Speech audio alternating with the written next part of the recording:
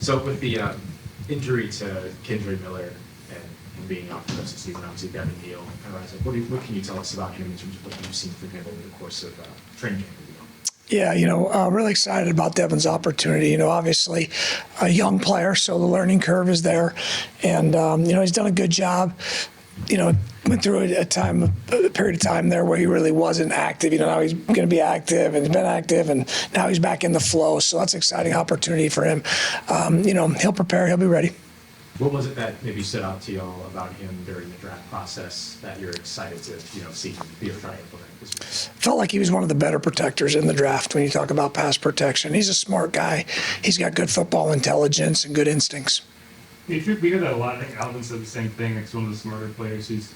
How does that kind of appear in a running back? Like, what does that help when you're a intelligent player? Well, I think, it's like anything. It's hard to quantify instincts, but when you watch the tape and you watch players playing, you're like, wow, how do you know to do that? Well, that was his instincts, and I think when you're watching tape, it's, because when you get into especially the evaluation process, you can see, you have hardcore answers about how big, how fast, how strong, all those things. We get those numbers. Okay, those aren't going to lie. But then when you turn on the tape, does the player play to those things? Do they have the instincts that allows them to naturally play in the flow of the game at an accelerated speed if they are a fast guy? Because some guys that run really fast on a track don't play football fast. And some guys that don't run necessarily fast on a track play football fast because they don't slow down at all. So, it's the same thing when you're talking about a guy in protection. Does he have instincts? Does he feel things? Does he see things that maybe he gets somewhere just a little bit quicker than a guy that doesn't have those type of instincts? How does Erik McCoy's injury just impact communication on the line and just the organization of that what do you guys have to overcome? Well, obviously, throughout the season, communication has been something that we've preached and that we spent a lot of time with. The guys have taken a lot of pride in cleaning up some of the things that we've had issues with. And so obviously, anytime you lose your center, that's a big part of it. It's a focal point for us this week. Obviously, Luke's played in games, so he knows what this is all about. And it's just about him getting in the rhythm with Spencer and with the rest of the offensive line and the perimeter players. Is communication something that y'all have a way to work on even away from the field, or is that something that in the practice, in the midst of practice, that's what you're going to have to work through? Yeah, one of the big things is you got to take advantage in pro football of your walkthroughs. So a big emphasis on our walkthrough communication that carries over into practice, that carries over into the games. But you're not going to get, the amount of time we have to practice and the amount of reps that we can actually put on the players, especially this time of year. You've got to get that, one, it's got to start in the meeting room. When we're doing the installation process, when we're talking through things, we're talking through adjustments versus a defense we're going to play and those type of things. You go out in the field, you get the walkthrough reps where that's a big point of emphasis, making sure everything's right, communication's right, our procedure's right, and then obviously you take it to full speed in practice. When Spencer was asked yesterday about the interceptions last week, he said he was more aggressive than he had been previously, and I guess it can be a fine line between aggressiveness and recklessness. How do you walk him through that so in a split second you can decide which is which? Yeah, I think you have to take each particular snap and isolate that snap. You can't just say it's one overwhelming theme. You have to look at each snap and say, okay, here's why. If I get forced to roll to my left and I see a guy go ahead and take a big box up the sideline, well, remember, in the National Football League, these safeties are fast. So if I can't drive that ball and I got to hang it a little bit, that guy's going to come out of the middle of the field and probably make a play. So there's things like that are, for a young quarterback, they're all part of the learning process. Jarrett Evans moving forward in the Hall of Fame selection process, just going back to losing Erik and making the adjustments of communication, how big is it to have someone who played the game at that position, at the guard position at such a high level, to be able to, assist the young players? And Jari does an excellent job for us, and he's been a big asset for us, especially, being a new staff. The amount of knowledge he has of, when we got here, of our current roster and just, he knows the history of this organization as good as anybody, and obviously a phenomenal player that really does a good job of communicating to the young players, helping them understand things, and he's done an outstanding job. Where have you seen Tyler Shuck make the most strides in the first 7 weeks, and what have you learned over the years about the best way to help backup quarterbacks who aren't getting reps make those strides? Yeah, that's a challenging part because obviously, in our league, the starter's going to take all the snaps, so how do you get the backup quarterback ready? And, a big part of that is trying to get them to understand, especially a young player, that the scout team is an advantage for you because you get forced to play really, really fast. Obviously, you're playing against the first-string defensive line. The hard part is that you look at the pattern concepts and those type of things. The timing with the feet and the eyes and the rhythm don't always match up.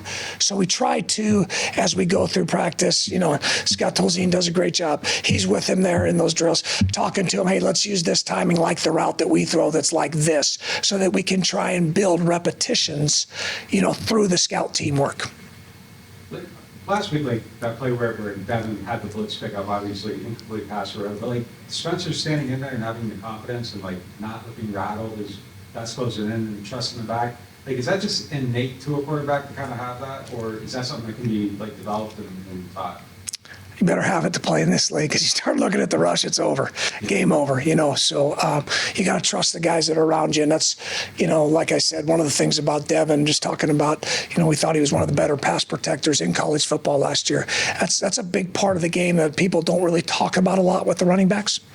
But I promise you, defensive guys know when your back's not doing a good job protecting. Was that pickup as good as it looked? Obviously the trained guy, the untrained guy looked pretty special. It was a good pickup, really was. He talked about how he actually had a route to run after that, but because of the game situation, he decided to stay in a little bit longer.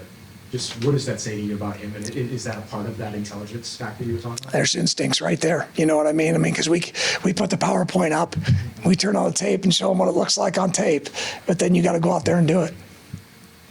What kind of experience do you have against Todd Wolf? What are the hallmarks of his defense? He's a phenomenal, obviously head coach and defensive coordinator, and obviously a ton of respect for Todd. When you play Todd, it's going to be a tough game. It's going to be a physical game. He's going to try and eliminate the run game. He's going to put pressure on your quarterback from all the different looks he's going to present to you, and he's going to put he's going to put pressure on all your protection schemes with the different things that he does. So a lot of respect. Obviously, George Edwards is there with him that I have some exposure to. George and I were together in Dallas, so a phenomenal coach. Their defense is as well coached as anybody in this league. They do a great job, and every game we've been in with them, it's been a true fight, man. Understanding that third and long, third and 8+ or low percentage plays, is there any reason that is there a through line for you why y'all's percentages are a little bit higher on those? Because you got to get some of them at some point to really kind of. Yeah, we haven't done a good enough job of putting our guys in position to capitalize, and we've had opportunities. We haven't seized the opportunities. We all got to do a better job. Obviously, where we are is not where we want to be. We need to be better, and it's a focal point for us.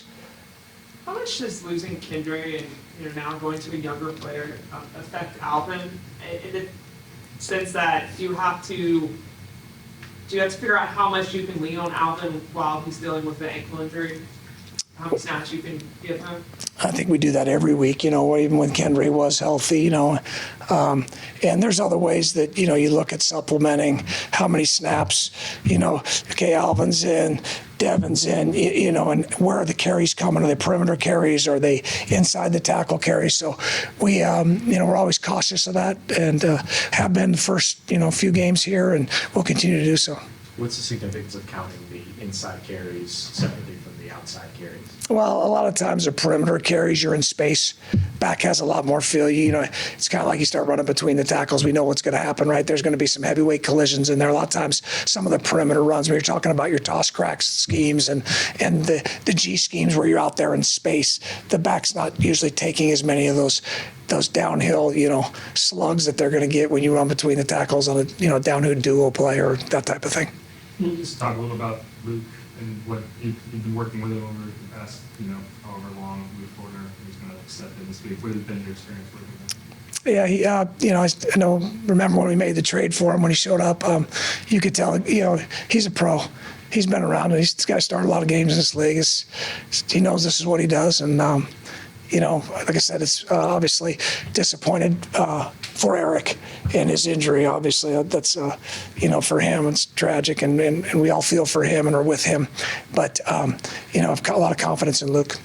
when you have another center stepping in, they might communicate a little differently, I assume, based on verbiage and things like that. Do you try to universalize that as much as possible, or does that individual nature factor? No, it's all the communication is standardized. You know, you can't. You know, it's the same thing with the quarterbacks, right? The quarterbacks all have to have a standardized snap count. You can't have one guy do it one way, another guy do it the other way. You're going to have false starts, you know. So that's something we focus on a lot too. So no, the centers, all the calls and all those things stay the same. Are there any differences at all that factor in? Like with quarterbacks, sometimes I guess cadence is a thing that we hear talk about. Is there such a thing with centers? I mean, there's a lot of little nuances that, you know, that show up, you know, just because they all have kind of their own way that they paint their picture, so to say, when they're playing center, you know. And so some guys are just a tad bit faster on the snap count. Some guys are just a tad bit. It's just those little nuances that people probably don't see much, but that the players know exist, and that's a big part of the communication. We got to get that honed in, and that's been a big focus this week.